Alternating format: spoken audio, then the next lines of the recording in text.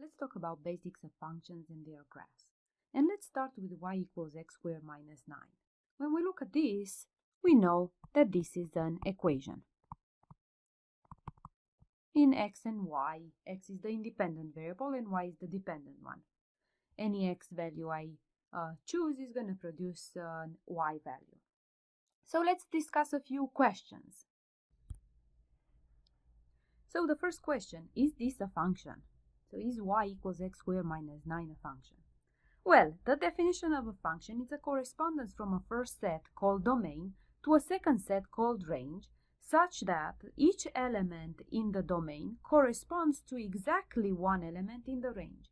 So looking at our equation, for any x value that I give to x, it's going to produce exactly one value to y. So yes, this is a function.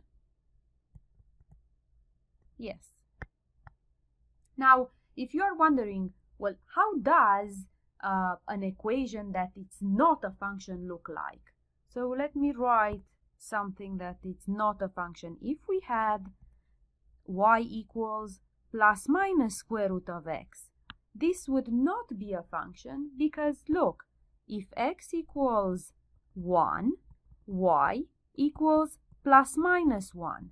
So for exactly one value of x is going to produce, for one value of x is going to produce two values of a y, and we had to produce exactly one. Question 2. Write the equation as a function. The notation for function is f of x. So instead of y, we are going to put f of x. So our function now is going to look like this. F of x equals x squared minus 9. So now we have the function. Another question. What is the domain and range of the function? So when we look at f of x equals x squared minus 9, the domain, it's all the x values. So the domain, it's all the x values. Well, what kind of values can we give to x? Do we have any restriction? Can we give to x any value we want and it's going to produce a value for f of x? Yes. So the domain is going to be negative infinity to positive infinity written as an interval, or we can say all real numbers, or real numbers like that. Other questions. What else can we do with functions? Well, we can evaluate them. So let's evaluate this function. So let's evaluate the function at 3, f of 3. So keep in mind, f of x means whatever quantity I have here, I'm going to square it and then I'm going to subtract the 9 from that. So in our case, it's f of 3. So it's going to be 3 squared minus 9, which means 9 minus 9, which is 0. F of negative 3 means we are going to square negative 3. Make sure you put negative in parentheses because negative 3 written like that means you are just squaring only the 3. We have to calculate f of negative 3. So negative 3 to the second minus 9 is going to give us 9 minus 9, which is 0. Let's evaluate f of negative x. F of negative x is going to be negative x to the second minus 9. Sorry, I wrote to the 9. Negative x to the second minus 9, which is x squared minus 9. So what happened when, so we can draw more conclusions from this. We actually got that f of negative x equals the original f of x. When that happens, when f of negative x equals f of x, the function f is called even. And now let's evaluate f of x plus age minus f of x over age, which this is a popular ratio. It's called difference quotient, and you're going to use it in calculus. So f of x plus age is going to mean x plus age squared minus 9 minus f of x, it's x squared minus 9, everything over age. So let's do the math. Now, x plus h squared, it's using the formula a plus b squared, which is a squared plus 2ab plus b squared. A popular mistake is people write a squared plus b squared. That's incorrect. So we get x squared plus 2xh plus h squared minus 9.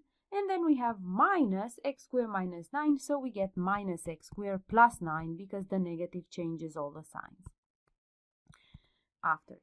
So x squared minus x squared, negative 9 plus 9, and we end up with 2xh plus h squared over h.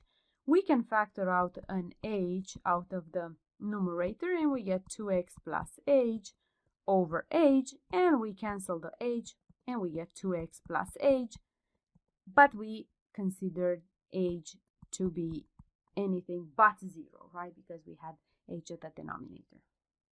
Okay, what else can we do with all this information, or with the equation that we started and then we transformed into a function? So let's see another thing.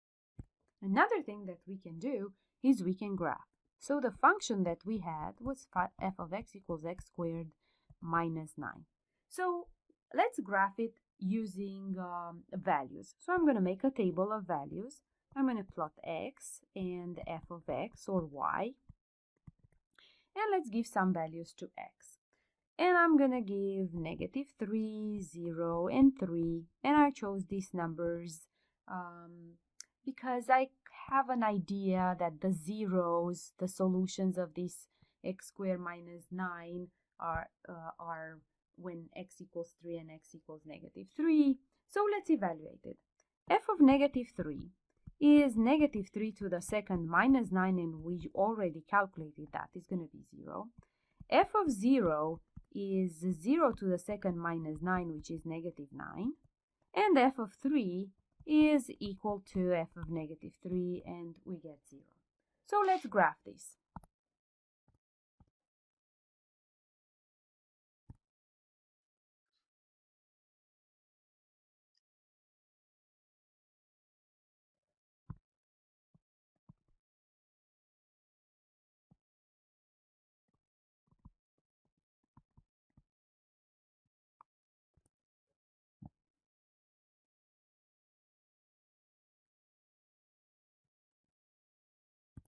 Now, an interesting fact here is the range.